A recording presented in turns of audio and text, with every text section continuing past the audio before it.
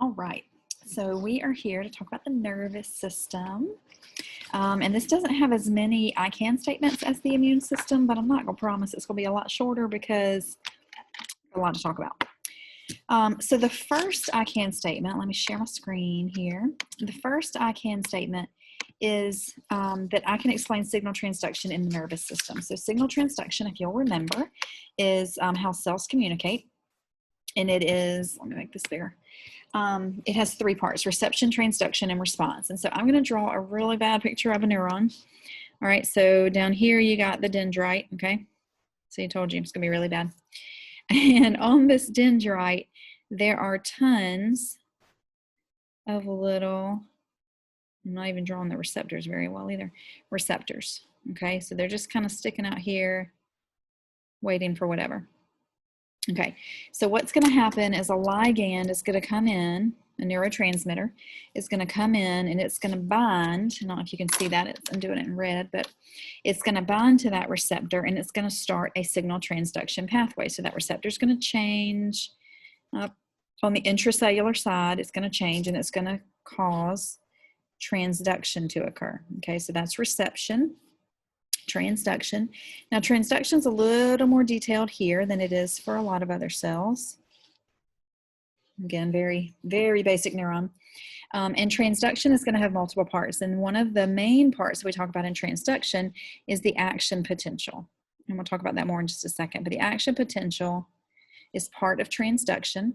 It's going to allow this signal to move all the way down the axon to the axon terminal, where it will then talk to these vesicles. And these vesicles are full of, I don't know if I can, this is purple, but I don't know if it's going to show up purple. Full of neurotransmitters. And what it does is it tells those vesicles to fuse and release those neurotransmitters. I'll zoom in a little bit. Fuse and release those neurotransmitters into the synapse. Okay, so here's your next neuron. So they're going to release those neurotransmitters into that synapse.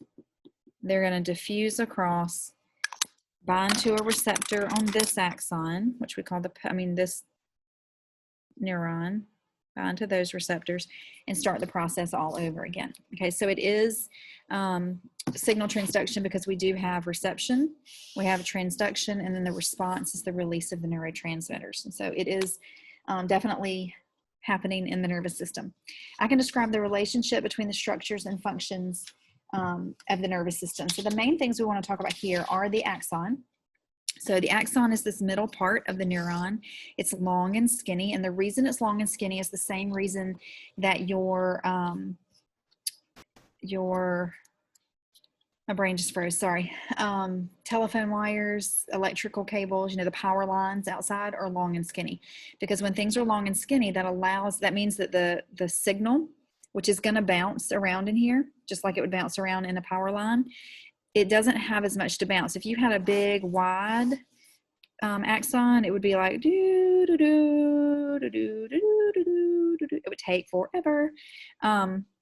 But instead, it's kind of like, and it gets to the other end really quickly. So that's one of the structures, is the length and width of the axon. It's long and skinny. Also, surrounding this axon is this stuff called myelin. And myelin is this fatty substance. So it's a lipid-based substance, and it is going to insulate the neuron. So what it's going to do is it's not going to allow any movement of ions underneath it. So when you see those sodium channels open, they're going to be opening in the nodes of Ranvier, which are these spaces in between. So what this means is that you're going to see that signal kind of zoom through the myelin, through the areas that are covered with myelin. And what it's going to do is it's going to speed up that response. It's going to insulate and keep that response in here so it can't get out. And it's going to make it go faster, because again, just like down here, the less places it has to go, the faster it's going to get there. So it's going to help it get to the next node of Ranvier really quickly. And so that's what myelin, and this myelin is produced by these Schwann cells. And these Schwann cells are wrapped around, I'm not doing a good job of drawing this, but y'all know my art skills aren't very great. Schwann cells are kind of wrapped around this, and they're producing that myelin. So they are structurally exactly where they need to be to produce the myelin and have it coat the axons. And then another are the dendrites. The dendrites are very branched. That's going to increase our surface area. That means we have lots of room for receptors. It also means that we can talk to multiple neurons. So there may be, these are axon terminals, by the way. Again, art. So here we have like 4 neurons talking to, releasing neurotransmitters and talking to this one neuron. And so that branching of that dendrites is going to do that. It's going to increase that surface area and increase the chance that it's able to talk to more neurons. All right, I can list the steps or components of an action potential in detail. All right, so this is where we're going to have to slow down a minute. Make sure I didn't skip one. And talk about this action potential. So what's happening in an action potential is when this signal gets here, it's going to tell these sodium channels, let's see. I'm going to try to draw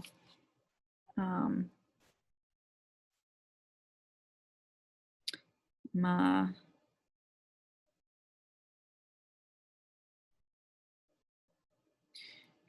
axon kind of, sort of. Okay. Oh, I'm not even good. Y'all couldn't see all that. Y'all couldn't see how painstakingly I was trying to draw that. All right, so here's your axon. Your axon is a cell, so it does have a cell membrane, and so that cell membrane is a phospholipid bilayer. I'm not drawing all this phospholipids, but just imagine there's all these little tails in here that are nonpolar. And so things can't just cross it because it does have that nonpolar region in the center. So what we see happening is when an action potential comes, this gate is going to open. With the power of white out, I can, look at there. Open, it's open. This gate is going to open, and that is going to allow our sodium ions to rush in. Okay, so that's the gist of an action potential, but let's back up for a minute. All right, when a neuron is at rest, so right now you have neurons that are firing because you're looking, you're listening, you're smelling, you're tasting, you're constantly taking in your 5 senses, and your heart's beating. All of that is controlled by neurons, but you also have neurons that you're not using right now. And so those neurons that you're not using right now are resting, and they're at their resting potential. And what that means is they have a membrane potential. So when you look, let's say that we have this cell membrane, and we take a little needle and we stick it in here, and it's attached to a wire, and we take another needle, I should say out here, and we take another needle and we stick it inside the cell. I'm just drawing a cell right now, not necessarily a neuron. Obviously, it wouldn't be round. Okay, so we're sticking that other needle, and it's attached to a voltmeter. Whoops, a voltmeter. Okay, so it's measuring voltage. What we would see is actually measuring mini voltage, because this is, or millivoltage, I guess, because it's tiny amounts. What we would see is there is a difference in the charge inside versus outside. And that's kind of like a concentration gradient. Because there's a difference in charge, there's going to be some potential energy. It's going to want to even out. It doesn't want to be uneven. So let's say at rest, it's at -70, I believe, or at least in some, I guess it's different for different things, but for us, it's at -70. And I'm not looking at the right slide, I guess. But anyway, what that means is there's a -70 difference. So what it might mean is that out here, it is 100, and in here, it is 30, okay, to the charge. So that's a difference of 70, okay? So that's what it's talking about when it's talking about that membrane potential and that difference in charges. I want to make sure I'm not telling you incorrectly. And this charge in a neuron is determined by sodium and potassium ions, okay? Yeah, -70 millivolts, okay. So obviously what this means is we're going to have more positives outside than in when a neuron is at rest, okay, because it has that -70. So at rest, it is at -70 millivolts. And whenever a neuron is done doing whatever it has to do, it's going to take itself back here. It's going to do what it has to do to get back to this, okay? What happens when an action potential comes along? So when this action potential, this signal comes down, these sodium ions rush in, or the sodium channels open, the sodium ions rush in. So you're going to see a lot of these positive charges rushing in. And what that's going to do is that's going to decrease the difference because this is going to become more positive. Okay, I need to say one more thing before I go any further. When you have a huge difference like this, that is where we call that, it has a pole. Okay, it's like the North Pole and the South Pole. Or if you look at a battery, there's a positive pole and a negative pole. If you look at a polar molecule like water, there's a positive end and a negative end. And so anytime there's a pole, it just means you have two areas that are different. And so what we have here is we have two areas, an inside and an outside, and they are different. And so we say that they are poles. And so we say they are polarized, which just means they have this pole difference. They have two areas with differences. That's what it means to be polarized. When we talk about polarity, that's what that means. So at rest, there is a difference of 70 millivolts, and so we do have it polarized. Okay, so our membrane is polarized because it's different on each side. Okay, when that action potential starts, okay, and it comes down, what's going to happen is it's going to cause one of the responses, or part of the transduction and response, is it's going to cause these sodium channels to open. Sodium's going to rush in, and this number is going to become more positive. It's going to get bigger. It's going to get closer to 100. So we call this depolarization, because we are getting rid of the poles. Okay, so we're depolarizing it and making it more even inside and outside. Sometimes you'll also hear this called the rising phase. I think that's kind of going out of style, but if you hear it, just know it's the same thing as depolarization. And so that's what's happening. Once the action potential has passed, and what's going to happen is it's going to go here, and then it's going to go here, and then it's going to go here, and then it's going to go here and here. So when I say once it has passed, once it's down here, this area is going to go ahead and start resetting to that resting potential. It doesn't have to wait for everybody to get done for it to start resetting. So it'll start resetting, and then this one will start resetting once it gets here, and then this one will start resetting once it gets here. So by the time it gets down here at the axon, these are all working on being reset to that resting potential. That is called repolarization, or sometimes we call it the falling phase. And the rising and falling will make sense when we look at an action potential graph in a second.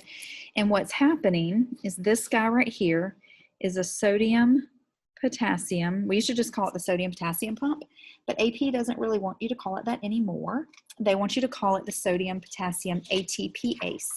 And that tells you what it does. And I was looking to see, it may not be important for our purposes. It is an antiport, and what I was looking to see is how it's pumping. I think it pumps 3 sodiums out. See, I'm glad I looked because I was wrong. What it's going to do is it is going to put 3 sodiums here. Let me zoom in a little bit so you can see what I'm doing. Okay, so I just drew some little sodium ions in here, which I should have drawn in green, sorry. And we'll do potassiums in red. It's going to have 2 potassiums from out here. Okay, so those potassiums, and it's going to pump the potassiums in and the sodiums back out. Okay, so because it's pumping 3 out for every 2 in, it's going to be increasing the positive charge here and decreasing the positive charge here, because you're getting rid, for every 2 that are coming in, 3 positives are leaving. So you're losing a positive charge every time this pumps. And so that's going to bring that back down, whereas when these were open, this may have shot up to, I think it shoots up to maybe positive 30, or a difference of 30, which means it would shoot up to 130, because this would be 30 more positive than this. So it would shoot up to 130. So what we do is we slowly pump those sodiums back out. We have to pump a couple potassiums back in at the same time.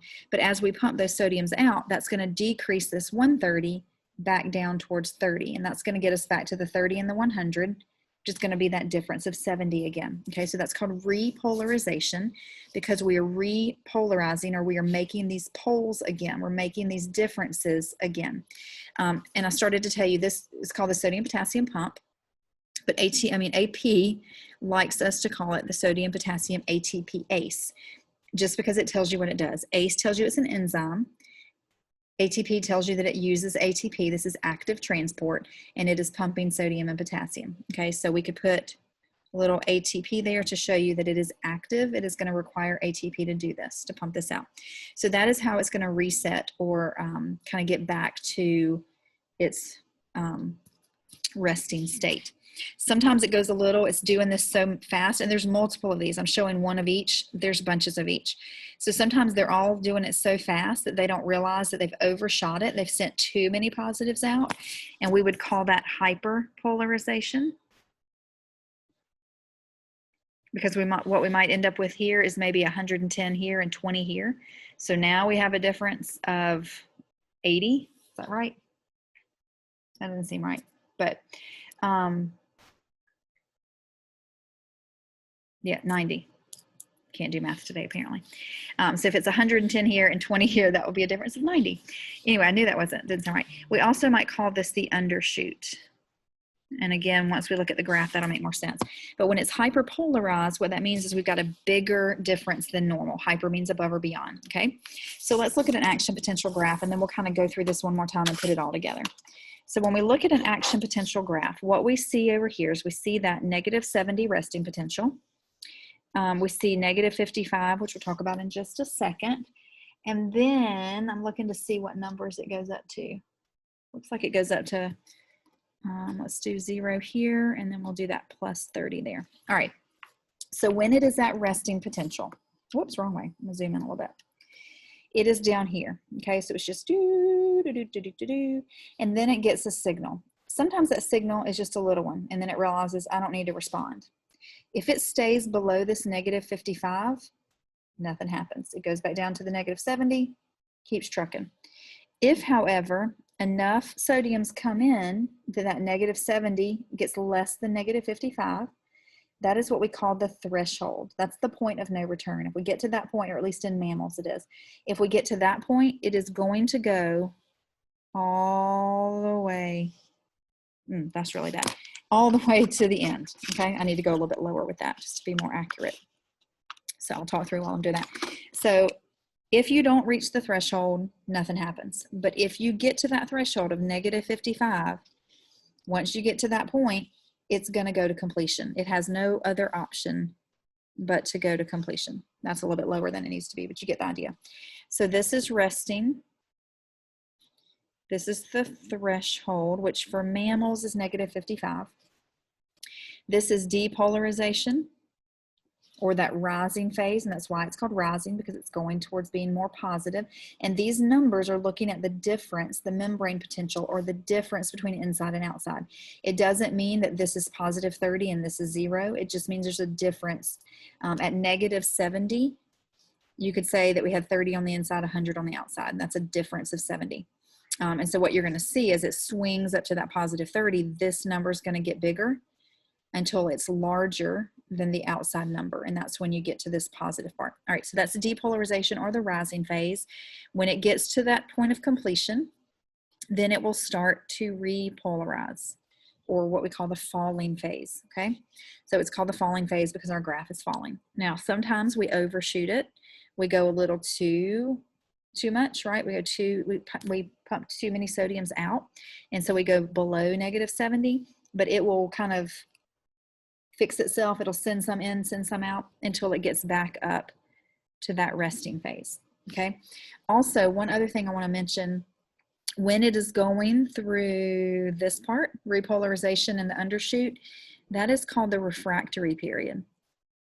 So when it is resetting itself, trying to get back to resting, it cannot fire again.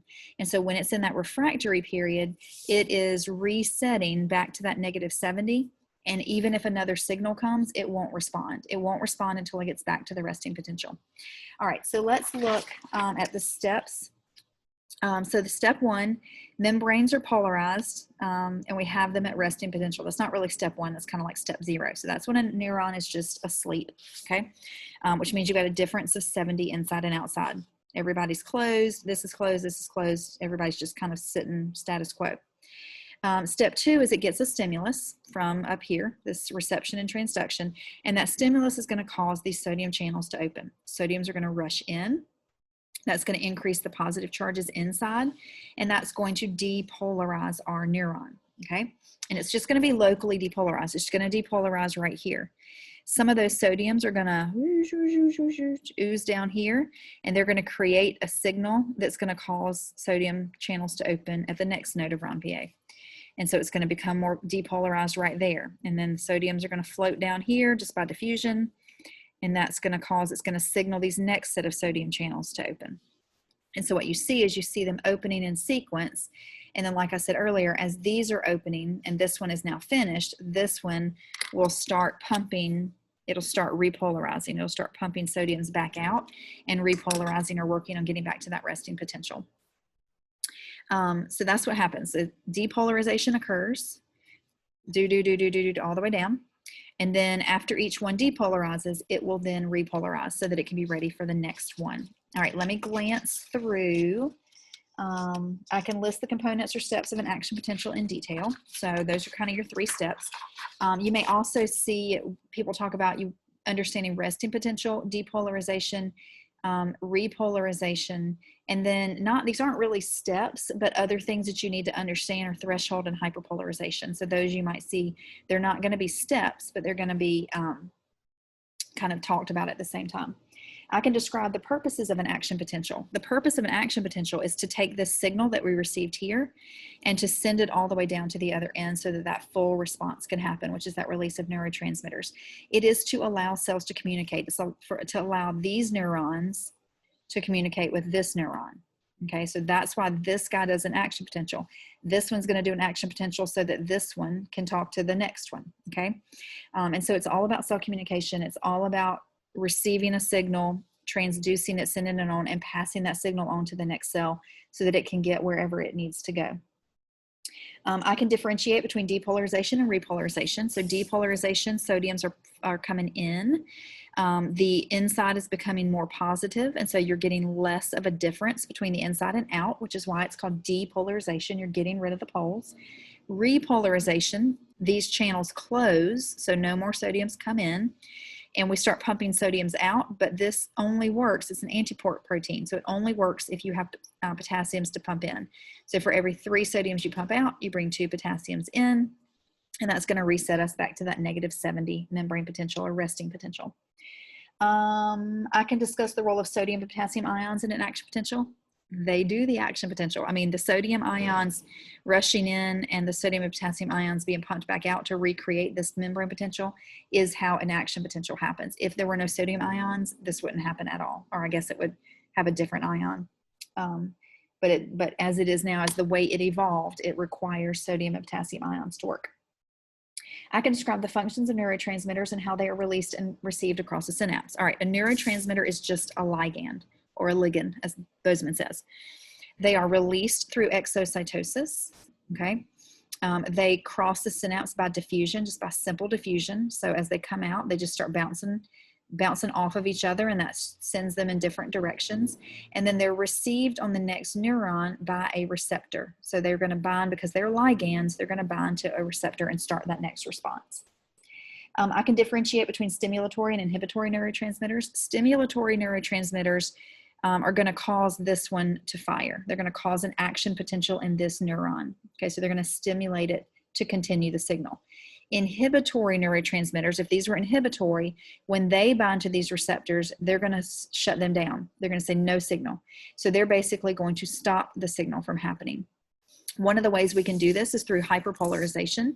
So you can actually hyperpolarize a neuron, which means you take it down further, like below 70, like maybe -80. And that means it's going to be harder for you to get up to that -55, which is the threshold. So we can hyperpolarize neurons to make them less likely to fire. We can also depolarize them a little bit. We can throw some ions inside and bring them up to maybe -65 or -60, and that gets them closer to threshold. It makes them more likely to fire. Anyway, that's a side note. So stimulatory neurotransmitters are going to cause this postsynaptic neuron, the neuron after the synapse, to continue the action potential, the signal. Inhibitory ones are going to tell this postsynaptic neuron, stop, no signal. So it tells it just to stay in the resting potential. And I can explain various disorders associated with the nervous system and how modern medicine has worked to correct these disorders. There are all kinds of disorders with the nervous system, unfortunately, because neurons are so important. They do pretty much everything in our body. I know I say that about enzymes too. Technically, enzymes do, but neurons are a big player in everything: muscle movement, all of your five senses. Your brain is just a bunch of neurons. And so when neurons don't function like they should, it really makes a big impact. That's not the case with everything, but it makes a big impact. And so some of the things that we see Alzheimer's. That is where they're seeing plaques forming on your neurons, which means if there's a plaque that forms, let's say it forms right here.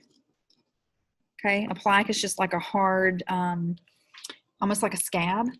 And that means that if a plaque forms there, your sodiums can't move. They can't get in. And so your action potential stops. So basically that shuts this neuron down because it stops. The action potential can't go all the way.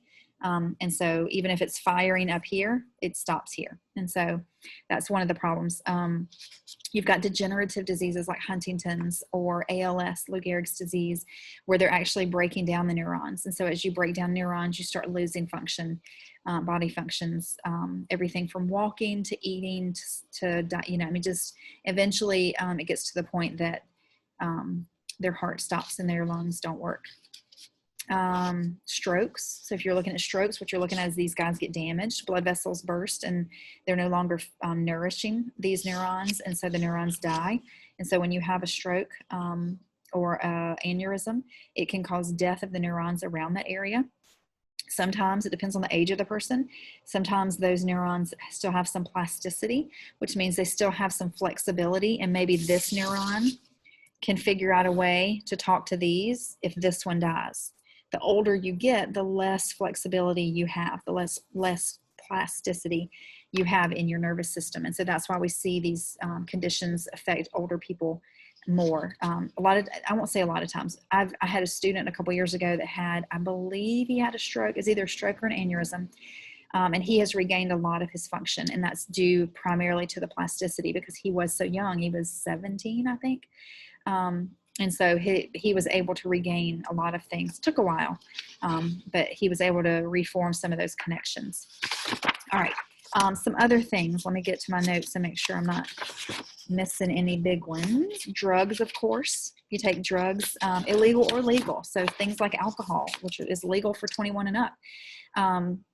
That is going to impact your neurons and how they function. It decreases, it inhibits them.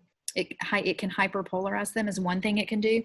And so it decreases how easily they fire. And that's why your senses and everything slow down. It's what a lot of drugs do, actually.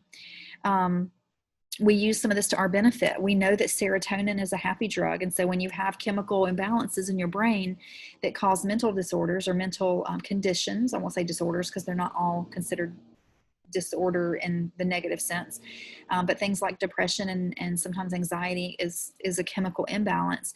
What that means is, for whatever reason, your serotonin is going back up into this cell too fast, and it's not staying in the synapse long enough to send the signal down this one. And so you're not getting, serotonin's the happy neurotransmitter, so you're not getting that happy signal. And so you're depressed, not because your situation's bad, not because you're just, a gloomy Gus. It's because your chemicals aren't doing what they're supposed to do. And so that's why medications can help that. Interesting thing about morphine and heroin, which are in the same family, they actually decrease pain perception. You still feel the pain. So let's say if you break your hand, you still feel the pain. It's just your brain doesn't perceive that. So you don't know that you feel the pain. So not necessarily a good thing, I guess, but hey, it works.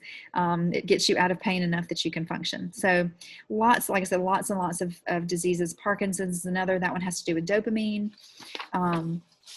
There's just a bunch. There's the whole, with the football injuries, the repeated concussions and how that's affecting the brain. So if you're interested in that, then I would go do a little research, because there's a lot of really interesting stuff going on out there with the brain, different types of encephalitis and mad cow disease, and just all these different things, some contagious and some genetic and some just degenerative due to age and other conditions or environmental things that are going on. So that's the nervous system in a nutshell. I do want to really quickly look at some things, make sure you have your guided notes filled out. So A is your dendrites. I probably should write this in a color other than black so it stands out a little better. B is your axon terminal. C is your axon, long skinny part in the middle. D is your cell body. Get where you can see that. E is the nucleus, because this is a cell. It does have a nucleus. F are these spaces in between. Those are called the nodes of Ranvier. Looks like Ranvier, but it's Ranvier. And then the last are these cells and the sheath that they're producing. So they're producing the myelin sheath made by the Schwann cells. Okay, so make sure for your portfolio you have to draw and label. Feel free to trace, but you do have to know the parts of the axon. The next thing I want to look at really quickly is this nerve conduction. So we're seeing this signal being conducted from one neuron to the next, one nerve to the next. And what you've got here is you have got the presynaptic neuron. And so the presynaptic neuron is the one that is before the synapse, because pre means before. And the postsynaptic neuron is the one after the synapse, because post means after. And so what we see here is A is just a random mitochondria. Because this is a cell, it does have a nucleus, does have mitochondria, and those mitochondria are really important for a lot of things. B is a vesicle. That is what we house, or vacuole. That's what we house our neurotransmitters in.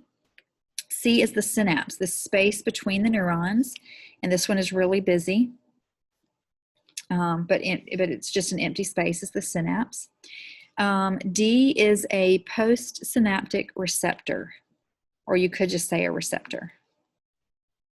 Okay, so that means that our signal is going this way, okay, because it's leaving this cell, coming across the synapse and binding to these receptors.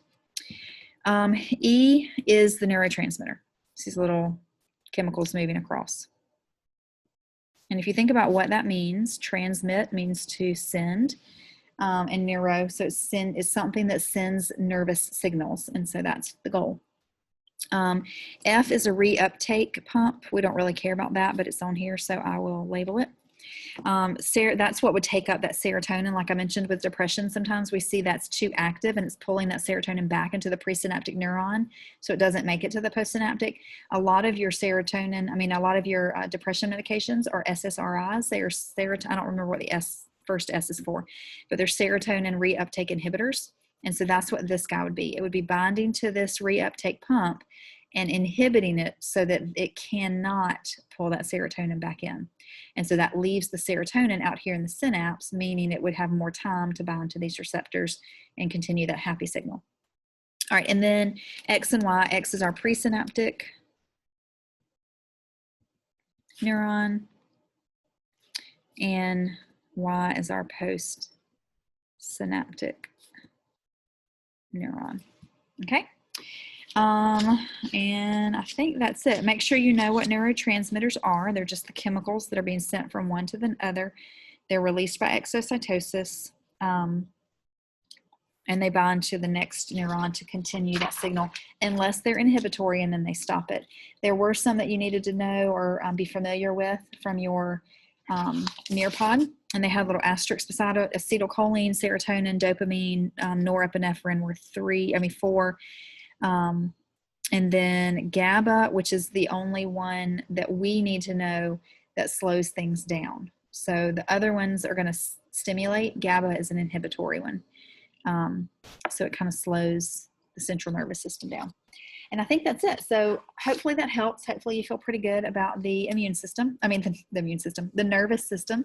But if you don't, if you have any questions, if you'll just let me know, we'll go over it in class. Thanks, guys. Now I have to remember how to get out of here.